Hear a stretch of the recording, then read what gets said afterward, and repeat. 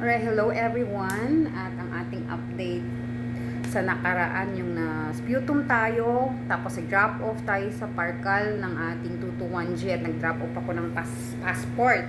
So, ang ano niya, ang itinagal ng drop off niya is 7 days, no? 7 days. Then drop off ko siya ng Monday. Nag-email sila sa akin ng Monday and today is Tuesday. And then tip ko lang, no, pag nakuha nyo agad yung visa ninyo na which is nandito na sa passport na naka-attach na, kailangan make sure na maaga kayo sa Parkal kasi ganyan yan. Ito na siya, guys. Dito na.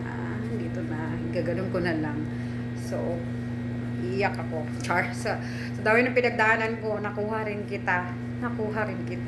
Well, anyway, so yun na nga, no?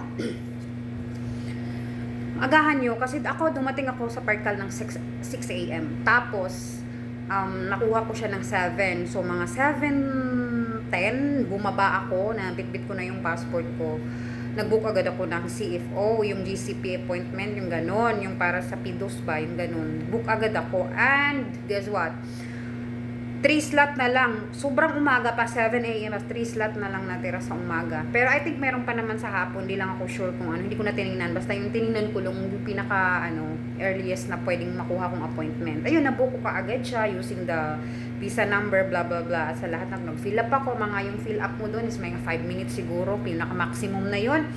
And then, so, kumuha na rin yung asawa ko. Kinuhanan na lang din ako ng hotel dito sa may Pasay din kasi yung CFO sa Pasay doon malapit yung sa Heritage, pero ito nga kanina pagod na pagod ako kasi nilakad ko mula LRT hanggang dito.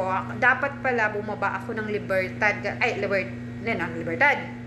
Baclaran kasi itong dito, itong hotel na to malapit pala dito.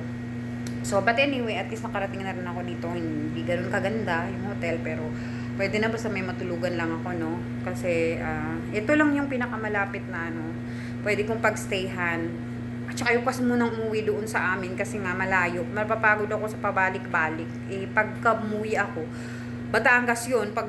Tapos kailangan, I need to be there, or be there at the appointment.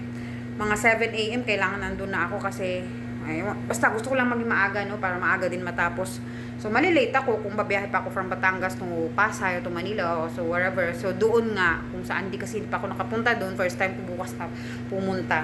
So sana maging okay lahat. So update ko na lang kayo sa ating But anyway, no, kinuha natin yung ating visa kanina around 7 a.m. Ito nga, nakuha na natin. Na-onhad na talaga tayo sa ating CR1 visa. And kapag CR1 visa, huwag na kayong mag-expect na lalagay pa nila sa envelope or something, no? Hindi nila lalagay yan. Bibigay nun sa kanyahan. Ganyan sa'yo. Ganito na talaga yung passport mo. Para na nga itong basahan. Pero anyway, thanks God. Na-issue na din siya sa wakas. So, I need to be good tomorrow. Sana maging okay lahat. Wala nang aberya. Hindi ko nakakayanin pa kung meron pa. Sobrang hirap na. No? But, guys, sa inyo din sana, good luck po sa inyo sa mga nagpa-process din ng CR1 visa, spousal visa, IR1 at kung ano-ano pang visa, fiancé. Good luck po sa atin, kapit lang tayo. Kapag panahon na para sa atin, ibibigay ni Lord yan. And thank you, bye!